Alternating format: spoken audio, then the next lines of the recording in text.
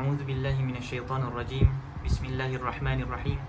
Alhamdulillahi rabbil alamin. Wassalatu wassalamu ala asyrafil anbiya wal mursalin sayyidina Muhammad wa ala alihi wa sahbihi ajma'in. Qala rabbi shrah li sadri wa yassir li amri wahlul 'uqdatam min lisani yafqahu qawli, amma ba'd.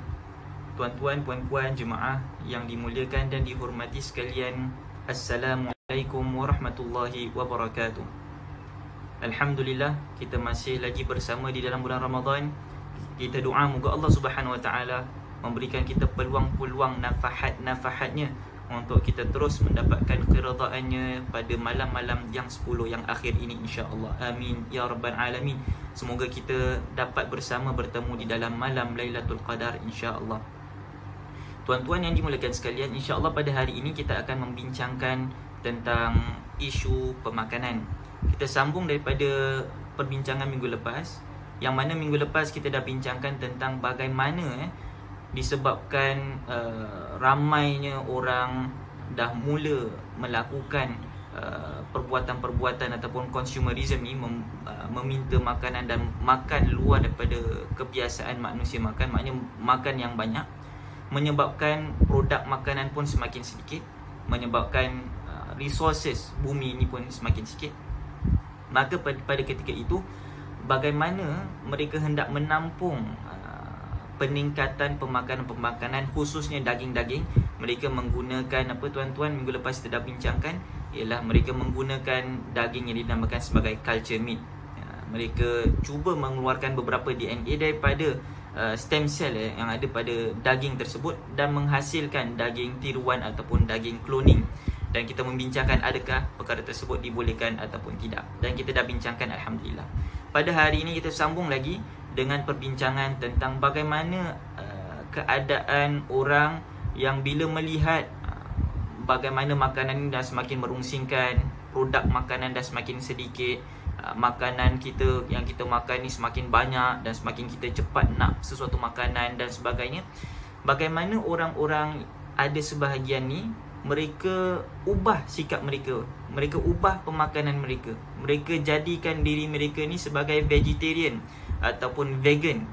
Inilah yang akan kita explorekan pada hari ini topiknya. Yang pertama kita akan bincangkan apakah itu vegan, apakah itu vegetarian, adakah dia mempunyai perbezaan, dan kemudian kita akan bincangkan dari sudut sejarah, apa, daripada mana asalnya datang konsep ataupun datang pemikiran nak makan sayur je, tak nak makan daging, tak nak makan apa-apa. Ini yang kedua yang akan kita bincangkan. Dan kemudian yang ketiga yang akan kita bincangkan, apakah pandangan Islam terhadap sikap vegan ataupun sikap vegetarian ini. Okay. Dan kemudian kita lihat pada yang keempat, jalan keluar daripada permasalahan ini, insya-Allah. Tuan-tuan yang dimuliakan sekalian, jadi kita tanpa berlengah masa, kita mulakan dengan topik yang pertama, apakah itu vegan dan apakah itu vegetarian. Seperti mana kita tahu, prinsip ulama-ulama kita dalam membahaskan sesuatu isu, mereka perlulah mengetahui dahulu apa yang dimaksudkan oleh perkara yang mereka nak bincangkan. Inilah yang dinamakan sebagai tasawwuril asya', cuba membayangkan dan memahatkan makna perkara yang kita nak bincangkan tu dalam pemikiran kita. Jadi sebab itulah ulama mengeluarkan satu kaedah. Kaedah ni penting ya tuan-tuan yang dimuliakan sekalian. Kaedah dia ialah al-hukmu ala syai'in far'un an tasawwuri.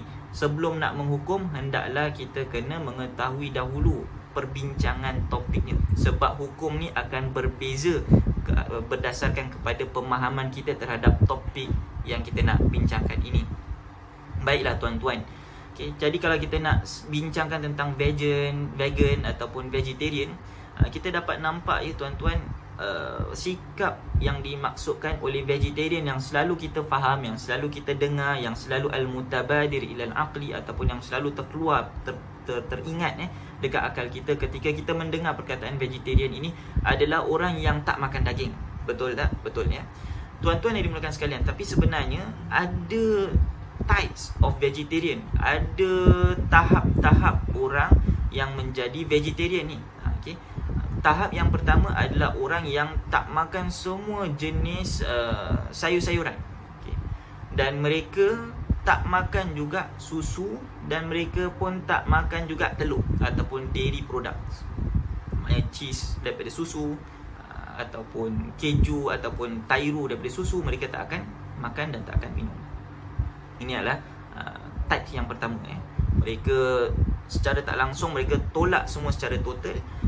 Vegetarian ni dia menolak secara total semua pemakanan yang ada kaitan dengan penghasilan binatang.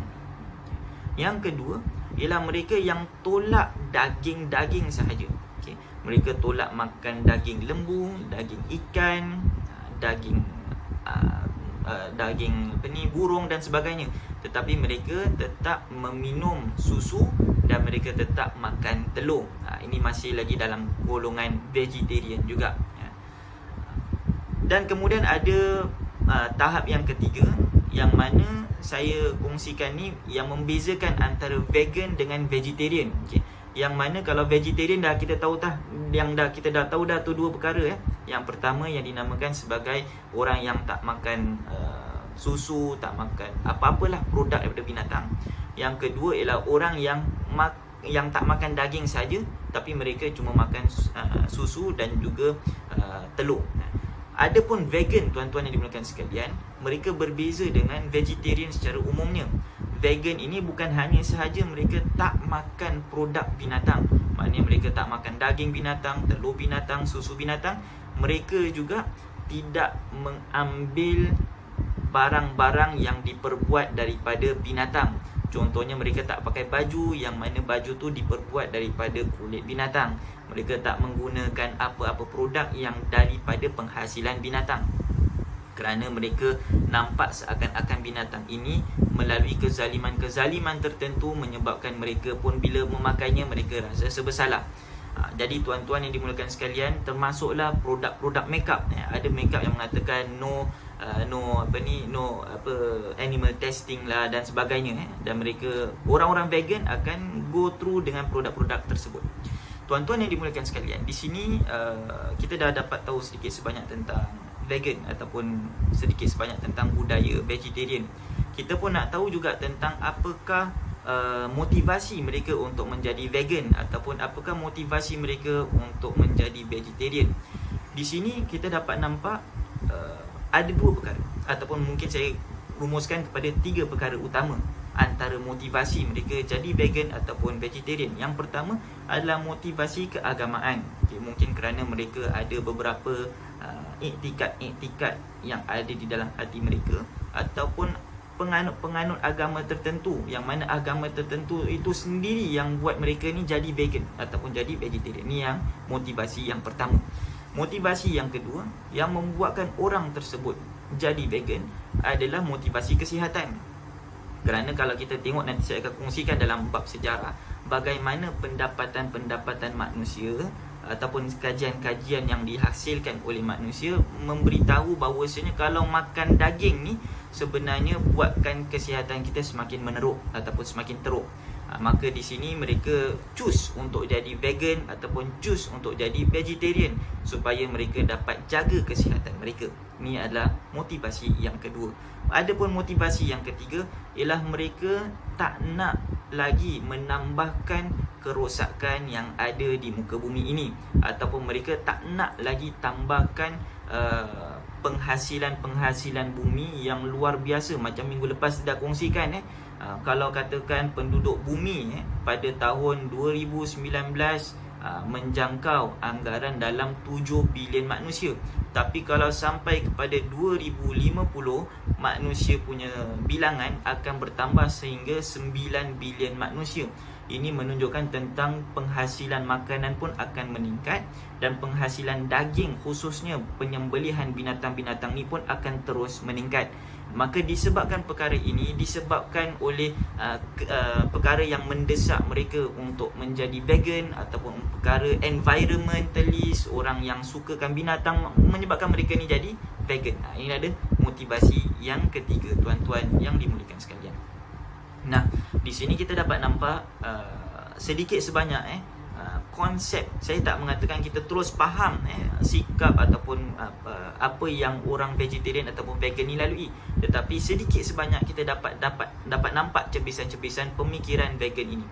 Tuan-tuan yang dimuliakan sekalian, maka ini kita dah dapat tahu sedikit sebanyak tentang makna vegan dan juga motivasi mereka menjadi vegetarian.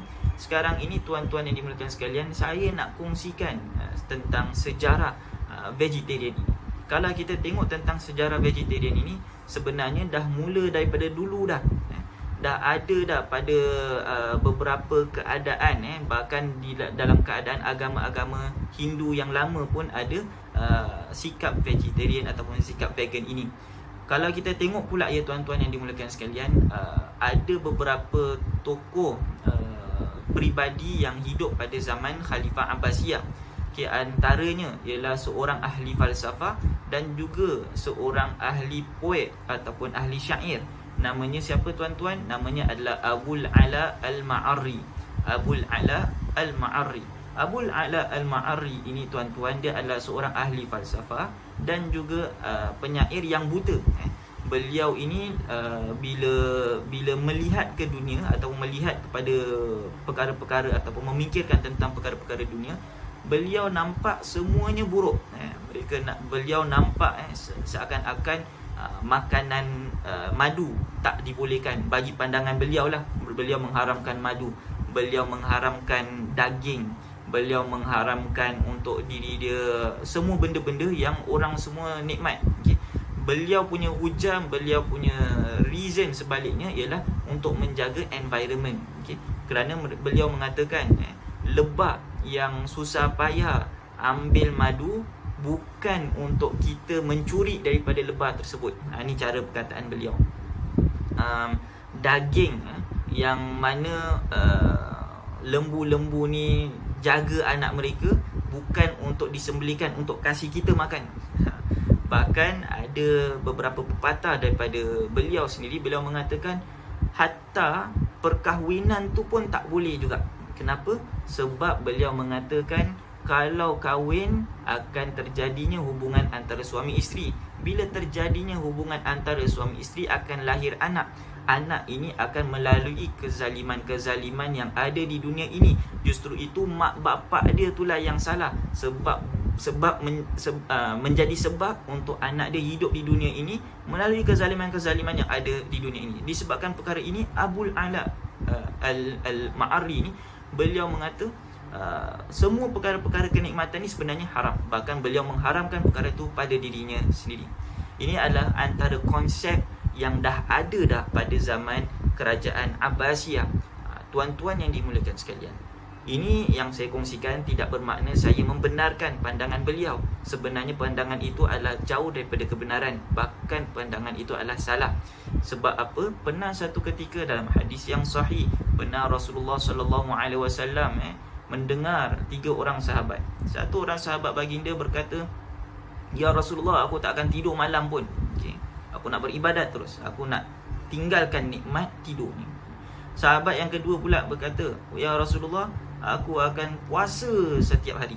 Aku akan tinggalkan nikmat makanan."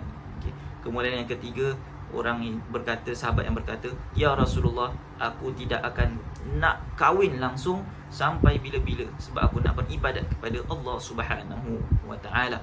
Kemudian Rasulullah menegur mereka. Rasulullah berkata, "Puasa dan bukalah. Bangun malam dan tidurlah. Bernikah dan jangan tak nikah."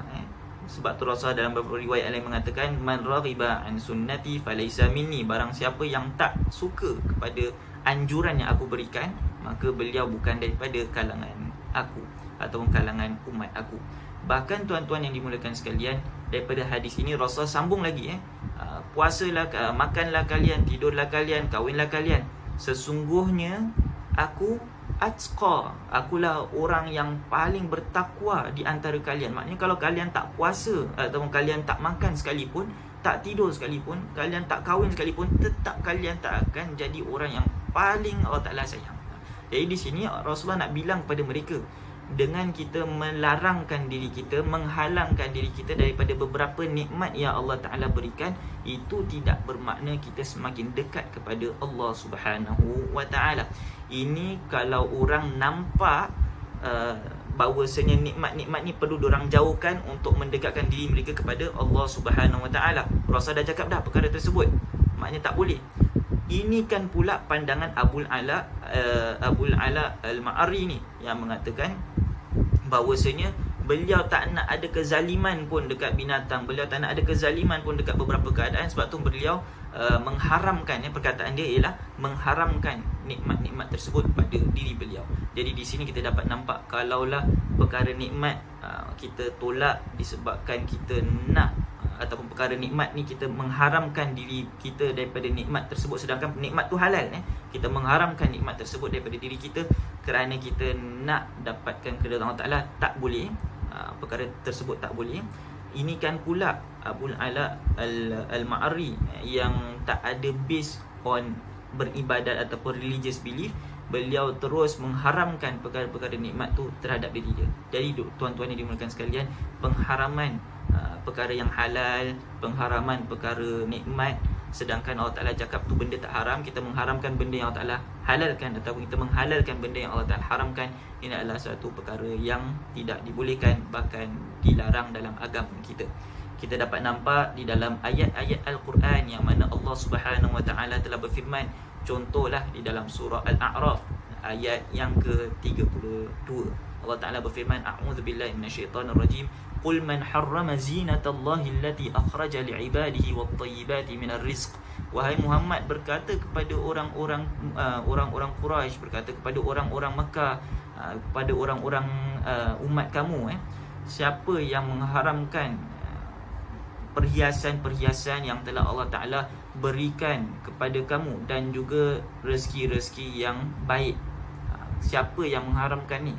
Tujuan ayat ni diturunkan ataupun sebab turunnya ayat ni ialah apabila keadaan orang-orang Mekah yang bertawaf di keliling Kaabah dalam keadaan mereka telanjang. Kenapa? Mereka kata nak lebih dekat kepada Allah Ta'ala, kita tak boleh ada nikmat-nikmat ni dalam badan kita, kita kena hilangkan nikmat-nikmat ni, barulah kita dapat dekatkan diri kita kepada Allah Subhanahu Wa Ta'ala. Perkara ni dapat dinukilkan oleh Al-Imam, dapat kita nukilkan dan dapat kita lihat daripada nukilan Imam At-Tabari, daripada Tariq Sa'id bin Jubair, daripada Ibnu Abbas. Tuan-tuan yang dimuliakan sekalian, maka itu sanad ini sahih insyaAllah. Maka ini tuan-tuan yang dimuliakan sekalian, kita dapat nampak aktiviti pengharaman benda yang halal tidak dibolehkan. Bahkan di dalam surah Al-Ma'idah secara khususnya ayat yang ke-87, Allah Subhanahu Wa Ta'ala berfirman, a'udzubillahi minasyaitonirrajim, ya ayyuhalladzina amanu, hai orang-orang beriman, la tuharrimu tayyibati ma ahallallahu lakum. Wahai orang-orang beriman, jangan mengharamkan perkara-perkara yang telah Allah Ta'ala halalkan buat kalian. Jadi ini adalah antara prinsip yang pertama lah. Nanti kita akan bincangkan secara detail nanti insyaAllah pada isu ataupun pada poin yang ketiga, iaitu poin tentang hukum prinsip Islam terhadap vegetarian. Jadi sekarang ni kita balik pada topik tentang Abul Ala Al-Ma'ari, iaitu saya nak kongsikan tentang sejarah konsep vegan ataupun vegetarian. Sebenarnya dah ada pada zaman dulu, dah ada pada zaman Abbasid Empire. Abbasid Empire kalau kita tengok dia dalam dia habis dalam anggaran 1025 Masihi ataupun 1000 Masihi lah. Tapi tuan-tuan yang dimuliakan sekalian, selepas 1025 atau 1020 lebih Masihi tersebut, maka keluarlah daulah kerajaan-kerajaan lain yang pada waktu tu belum lagi dapat nampak tentang perkembangan konsep yang telah saya kongsikan tadi tentang Abul Ala Al-Ma'ari ini. Jadi tuan-tuan yang dimuliakan sekalian, bila konsep ni datang kepada keadaan kita ataupun kepada zaman kita sekarang ni, kalau kita tengok tuan-tuan, pada beberapa kurun yang ke-19 dah mula muncul kembali konsep ini, konsep tidak makan benda-benda yang berdarah ataupun benda-benda yang berdaging. Kemudian pula berkembang lagi sampailah kepada 1960-an, 1970-an. Pada ketika itu manusia ataupun masyarakat dunia melihat bahawasanya penyembelihan binatang ni kadang-kadang tak digunakan dengan baik, tak dijalankan dengan baik. Sebab tu mereka cuba, maknanya mereka makanan yang disediakan tu tidak berapa sihat, tidak berapa healthy dan sebagainya. Maka sebab itulah mereka cuba melakukan satu topik yang dinamakan sebagai counter culture. Dalam counter culture ni mereka mengatakan mereka lebih suka kepada organic gardening. Maknanya mereka suka kepada bahan-bahan tumbuhan daripada produk-produk makanan-makanan yang belum tahu kebenaran ataupun kesahihan makanan ataupun keselamatan makanan tersebut. Maka keluarlah beberapa gerakan untuk membawa manusia jangan makan daging. Jadi ini kita dapat nampak beberapa penulisan tentang eating history yang telah ditulis oleh Andrew F. Smith. Dan kemudian kalau kita tengok pula pada kurun ataupun dekad yang seterusnya pada 1980-an, 1990-an dan sebagainya, kita dapat nampak trend untuk tak makan barang-barang daging ni ataupun menjadi vegan ataupun menjadi vegetarian adalah antara trend yang dibawakan oleh beberapa kumpulan-kumpulan punk dan beberapa golongan-golongan tertentu.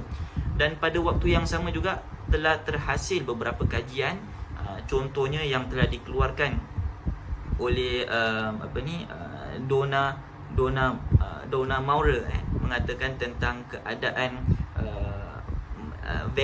vegetarian movement ataupun versus moment yang telah ditulis dan dikumpulkan di dalam Temple University Press 2002 dalam muka surat 99 sampai 102 ada menyebutkan tentang perkara ni. Kajian saintis mengatakan bahawasanya makanan yang base daripada daging, daripada animal, daripada fat animal dan sebagainya akan membuatkan badan kita ni tidak berapa sihat, akan membuatkan badan kita ni semakin sakit dan sebagainya. Inilah ada keadaan-keadaan yang dapat kita lihat bersama, tuan-tuan yang dimuliakan sekalian. Perkara-perkara yang menjadikan motivasi untuk generasi yang seterusnya menjadi vegan. Sebab itu kalau kita tengok pula pada tahun 2019, tahun lepas, The Economist ataupun satu website yang nama dia The Economist ada mengatakan bahawasanya menobatkan tahun 2019 sebagai tahun vegetarian ataupun tahun vegan. Sebab orang yang jadi vegetarian, orang yang jadi vegan ni semakin ramai. Dan antara punca dan movement ataupun perkara yang buat diorang nak jadi vegetarian dan vegan ini, ada 3 perkara yang telah saya kongsikan tadi. Yang pertama mungkin disebabkan oleh keagamaan. Yang kedua disebabkan mungkin kerana mereka nak selamatkan environment, nak selamatkan juga tentang keadaan binatang, tak nak ada animal cruelty, tak nak ada sebagainya. Ini adalah motivasi yang kedua. Ada juga motivasi yang ketiga ialah mereka nak jaga kesihatan. Mereka kata bahawasanya kalau makan makanan daging ni akan buat mereka semakin sakit. Jadi tuan-tuan dan puan sekalian, peningkatan orang vegetarian ni, vegan ni semakin meningkat. Maka itu kalau kita tengok tuan-tuan, terhasillah beberapa makanan-makanan yang kita dapat nampak yang memberikan ruang untuk orang-orang vegan ini untuk makan ataupun untuk menikmati juadah tersebut seperti mana orang-orang yang bukan vegan. Jadi kalau kita tengok di dalam restoran-restoran ada yang mengatakan ini vegan menu ataupun makanan ni sesuai untuk orang vegan sebab dia tak ada ambil tentang tak ada cruelty terhadap binatang dan makanan dia tu pun makanan yang datang daripada plant based. Dan kemudian kita pun dapat nampak ada juga banyak air-air yang dinamakan sebagai susu, susu plant milk ataupun susu yang daripada hasil pokok. Dan kemudian pada waktu yang sama juga kita dapat nampak sedikit sebanyak ada restoran-restoran yang keluar tentang makanan-makanan yang dagingnya tu diperbuat, daging burger tu diperbuat daripada plant based. Maknanya kita tengok ni macam daging, tapi sebenarnya dia bukan daging, dia sebenarnya adalah daripada plant, daripada pokok. Rasa dia tu dah nak sama macam daging, cuma plant based meat ataupun dinamakan sebagai plant-based meat ni lebih banyak fiber ataupun lebih sihat untuk badan kita dan kurang lagi kolesterol. Rasa dia dah nak sama macam daging. Tuan-tuan yang dimuliakan sekalian, disebabkan oleh ramainya orang yang semakin suka tentang vegan, semakin peka tentang alam dan sebagainya, mereka jadi vegan, dan disebabkan itulah ada produk-produk yang keluar untuk menyesuaikan mereka ataupun memberikan mereka nikmat juadah yang sama seperti orang yang bukan vegan. Jadi inilah sedikit sebanyak tentang sejarah. Daripada dulu mungkin benda yang rare tak pernah dengar, ataupun mungkin ada orang cakap Rasulullah pun sama juga vegan, tapi sebenarnya Rasulullah tak vegan lah.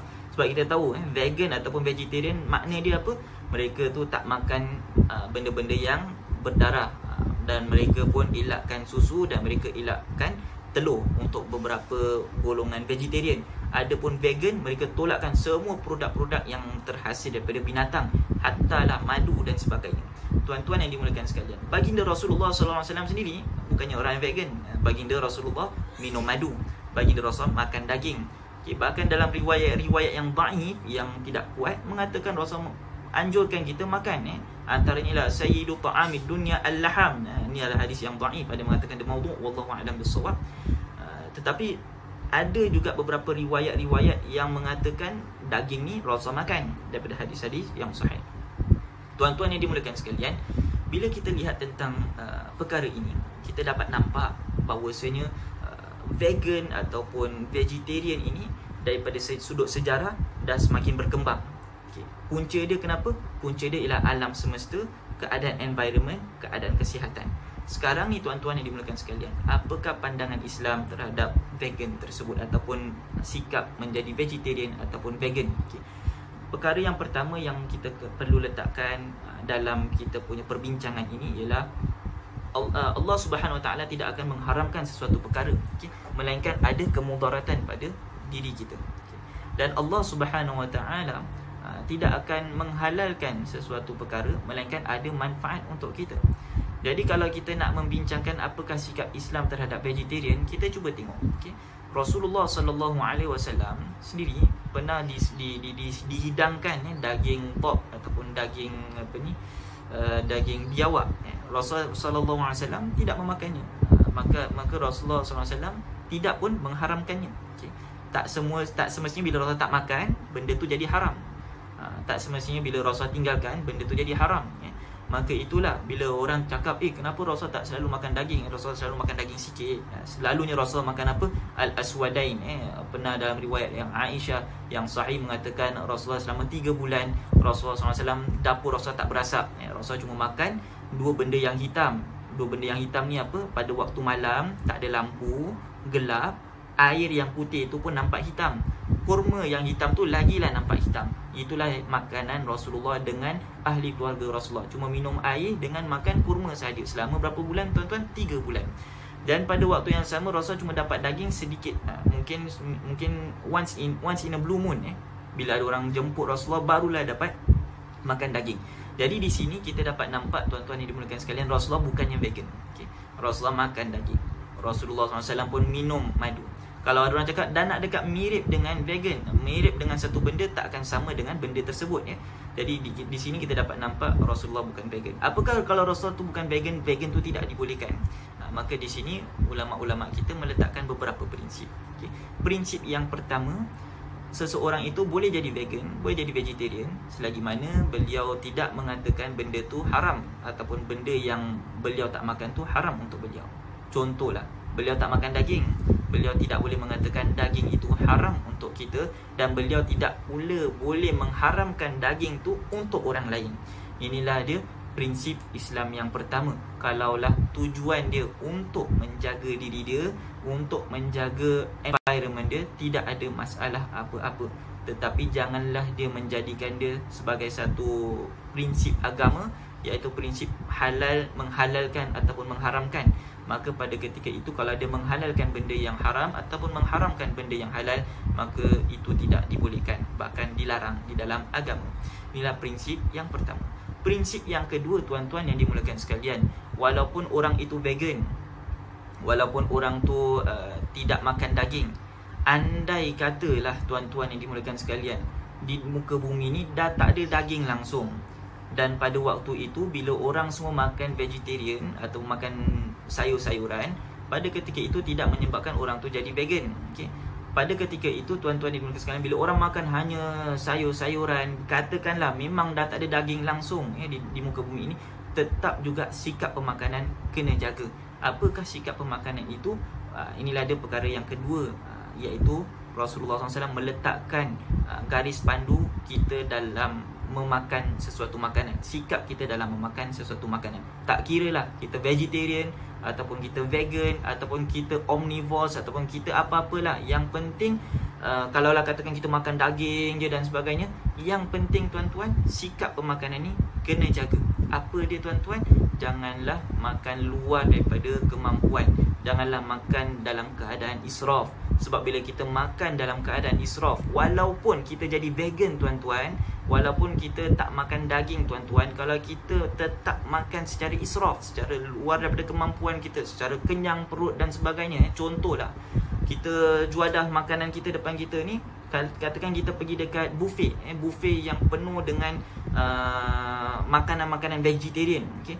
Ada daging plant based, ada susu soya, susu gini, semua memang bukan kena mengena dengan binatang. Kita nampak dia buffet, kita pun ambil macam-macam makanan. Sebab kita ni vegan. Kenapa kita jadi vegan?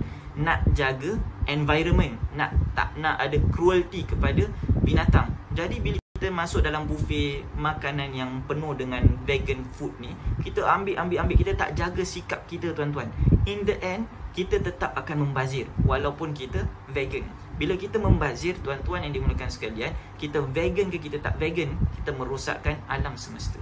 Kita merosakkan alam, dan secara tak langsung kita merosakkan pokok-pokok, dan kita merosakkan juga segala apa yang ada di muka bumi ini, termasuklah diri kita sendiri.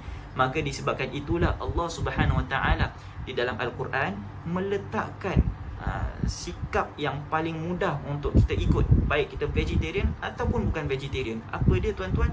Kulu washrabu wala tusrifu. Makan, minum, makan apa-apa makanan yang halal, minum apa minuman yang halal, tak kisahlah ada vegan ataupun tidak. Kemudian yang penting yang ketiga ni sikapnya tuan-tuan, iaitu wala tusrifu. Jangan luar daripada kemampuan kita. Janganlah kita makan luar daripada perut yang kita boleh dapat makan. Jadi di sini dikuatkan oleh pandangan ataupun riwayat oleh Miqdam bin Ma'di Karib yang telah diriwayatkan oleh Imam At-Tirmidzi, yang mana Rasulullah pernah bersabda, ma mala'a ibnu Adam wi'aan syarran min batni. Tak ada pun satu kantung yang lebih teruk melainkan perut yang telah diisi oleh anak Adam itu. Jadi tuan-tuan yang dimuliakan sekalian, di sini adalah antara garis pandu kalau kita nak jadi vegan ke ataupun nak jadi vegetarian. Yang pertama, jangan menghalalkan benda yang haram. Yang kedua, ataupun jangan mengharamkan benda yang halal. Ni yang pertama. Yang kedua ialah sikap kita makan. Sikap kita makan, kalau kita tak ubah, baik kita vegan ke tak vegan, tetap food industry ni akan keluarkan makanan yang begitu luar biasa, eksponensial, sampaikan untuk menyediakan keperluan kita. Ada pembaziran dan sebagainya. Jadi tuan-tuan yang dimuliakan sekalian, inilah ada sedikit sebanyak garis pandu tentang vegetarian. Jadi jalan keluarnya apa tuan-tuan? Jalan keluarnya ialah apabila kita makan secara moderate, makan mengikut anjuran baginda Rasulullah sallallahu alaihi wasallam, makan apa yang kita perlu, makan apa yang dapat memberikan gizi ataupun zat pada badan kita, dan kemudian kita jadikan pemakanan ini untuk membantu kita menjalankan tugasan kita ataupun menjalankan kehidupan kita. Maknanya kita makan untuk hidup, bukan kita hidup untuk makan. Moga-moga dengan sedikit perkongsian ini kita tambahkan keimanan kita, tambahkan juga ketakwaan kita, tambahkan amalan dan juga perkara-perkara yang boleh mendatangkan keridaan Allah Subhanahu Wa Taala. Dalam keadaan malam 10 malam terakhir ini, saya kongsikan sedikit sebanyak perkongsian oleh Imam Al-Ghazali rahimahullah, iaitu kalaulah kita nak bangun malam dan sebagainya, jangan kasih perut kita penuh dengan makanan. Okay, eat moderately. Wallahu a'lam bisawab. Semoga kita terus dapat melaksanakan amal ibadah kita pada bulan yang suci ini, insya-Allah. Wallahu a'lam bisawab. Sekian, assalamualaikum warahmatullahi wabarakatuh.